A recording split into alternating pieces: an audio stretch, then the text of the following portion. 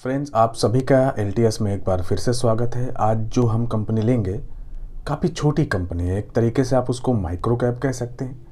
और यदि आप ध्यान दें कि जितनी भी कंपनियां जो मिड कैप की हैं, स्मॉल कैप की हैं या फिर लार्ज कैप की बनी हैं, पूर्व का अगर उनका इतिहास देखते हैं, उनकी अगर रेवेन्यू कंटिन्यूअस बढ़ रही है, प्रॉफिट निकल के आ रहा है, एक्सपेंशन चल रहा है, तो डेफिनेटली ये छोटी कंपनी भी आज नहीं तो कल बड़ी बनने वाली है।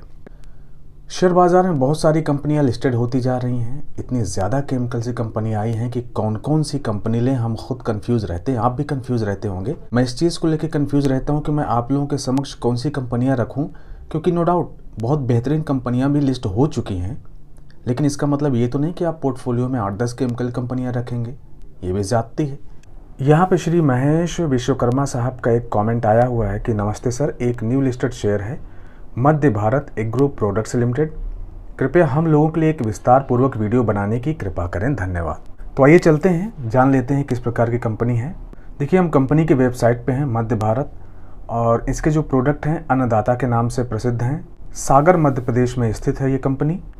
मध्य Bharat agro products limited is a leader in the production of beneficiated rock phosphate, single super phosphate, DAP and PK complex fertilizers, potash, chrome for agriculture purposes, sulfuric acid and other important chemicals. While the company started its journey back in 1997, इसकी शुरुआत हुई थी 1997 में. It was integrated into the prestigious Oswal Group in the year 2004. Since then, the company has created a name for itself and have achieved wonders in helping the agriculture sector to flourish and reduce the foreign dependency. मतलब इस company का जो मुख्य purpose था कि जो हम आयात करते हैं, मान लीजिए कुछ ऐसे केमिकल्स, ऐसे क्रॉप के लिए, क्रॉप प्रोटेक्शन के लिए या खाद वगैरह, ताकि अच्छी फसल उगाई जा सके, तो जो हमारी बाहरी देशों में निर्भरता थी, जैसे मान लीजिए चाइना हो गया, देखा जाए सबसे बड़ा प्रोड्यूसर तो वही था, तो उसकी बजाय भारतवर्ष में जो है शुरुआत की जाए। तो इनका जो मकसद कहीं ना कहीं ये कामयाब है, क्योंकि अब चूँकि भारत एक कृषि प्रधान देश है, तो ऐसे प्रोडक्ट की जो है डिमांड हमेशा बनी रहेगी। प्रोडक्ट्स के अगर प्रकार में देख लेते हैं, SSP, water soluble fertilizer, secondary nutrient, micro nutrient, supplements and organic products हो गए। इस प्रकार के जो है Annadata prom is suitable for all cereal crops. Cereal crops मतलब कैसा हो जाता है, जैसे गेहूं की बालियों वाले हो गए, मक्का हो गया, आपके जौ हो गए, इस तरीके के जो प्रोडक्ट्स के लिए ये पदार्थ यूज़ होता है। इस तरीके से बहुत सारे केमिकल हैं, अन्नदाता पोटाश, अन्नदाता मेरेकल। तो ये एक लंबी लिस्ट है। 182 रुपये की प्राइस पे यहाँ पे ट्रेड हो रहा है। सबसे पहले हम साल दर साल कुछ इनके जो है टोटल इनकम देखेंगे।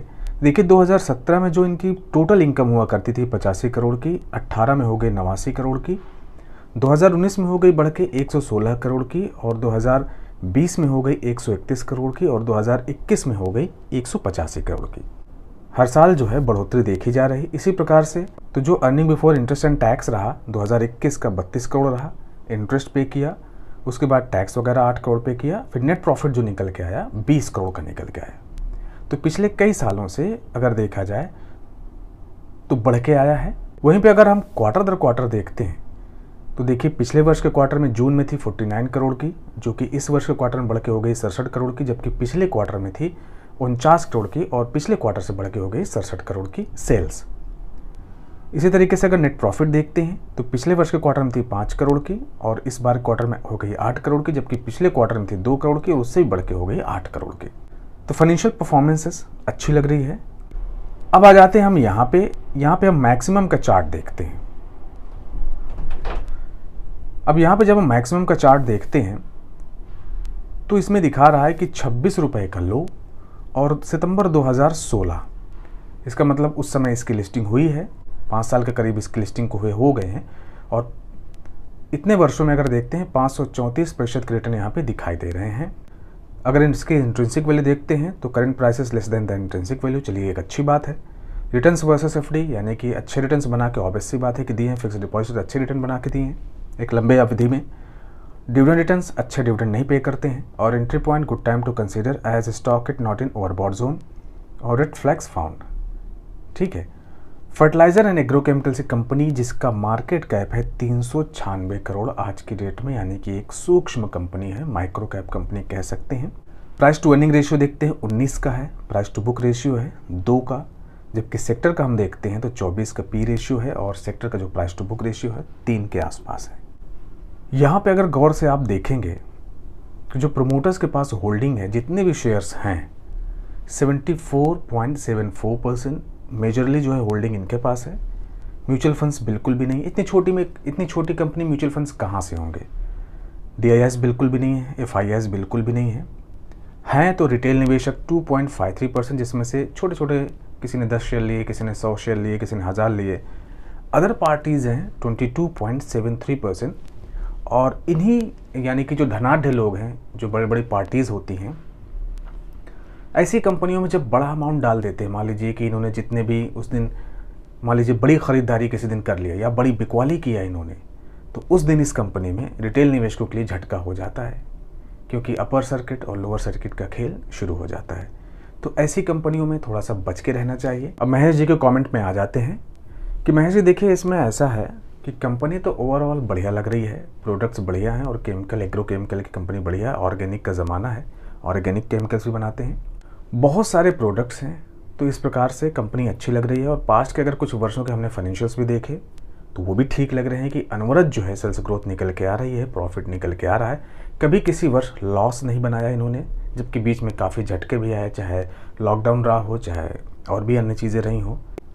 अगर एक महीने का प्राइस चार्ट देखते हैं तो आप देखिए कि 135 का लो है और 227 का हाई है, और वर्तमान जो चल रहा है 182 रुपये, यानी कि कितना ज़्यादा ऊपर नीचे हुआ है। ऐसे में क्या हो जाता है कि कभी कभी रिटेल निवेशक फंस जाता है। मान लीजिए कि ऊपर के लेवल पे किसी ने ख़रीदारी की है 200 के ऊपर, किसी ने 220 में, किसी ने 210 में, और निवेशक क्या करते हैं, वो शॉर्ट टर्म के लिए होते हैं, लंबे समय के लिए होल्ड नहीं कर सकते।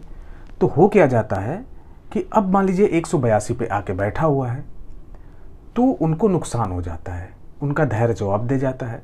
ऐसे स्टॉक से थोड़ा सा बचना चाहिए। ये उन्हीं लोगों के लिए है जो इसको प्रॉपर बिजनेस को समझने के बाद, अपनी स्टडी करने के पश्चात थोड़ी पूंजी, क्योंकि छोटी कंपनी है ना, तो अपने पोर्टफोलियो का कुछ थोड़ा सा अंश इसमें निवेश करें और भूल जाएं। लंबे समय में अगर इसको बनाना होगा, आपको अच्छा पैसा बना देगा। तो यही मैं कहना चाहूँगा। अदरवाइज़ बहुत अच्छी दिग्गज कंपनियां हैं, बहुत, जिनमें काफ़ी अच्छे इंस्टीट्यूशनल्स भी हैं, जिनमें काफ़ी अच्छा खासा भरोसा भी है, तो वैसी कंपनियों में ज़रूर जाएं। इस कंपनियों में रिस्क एंड रिवॉर्ड का चक्कर होता है, और बहुत ज़्यादा ऊपर नीचे, जैसा कि मैंने कहा, कोई बड़ी पार्टी खरीदती है तो ऊपर भागेगा, कोई बड़ी पार्टी बेचती है तो नीचे लोअर सर्किट लगेगा। तो इस वजह से रिटेल निवेशकों का थोड़ा नुकसान हो जाता है। तो लंबी अवधि के लिए सोच रहे हैं तो मेरे ख्याल से थोड़े शेयर्स लिए जा सकते हैं। अदरवाइज़ और भी बहुत सारी कंपनियों के बारे में मैंने बताया है, जो बहुत प्यारी प्यारी कंपनियां लिस्ट हुई हैं, मैंने कई वीडियोस बनाए हैं, उन पे भी जा सकते हैं। बहुत बहुत धन्यवाद, यही कहना चाहूँगा मैं आपसे।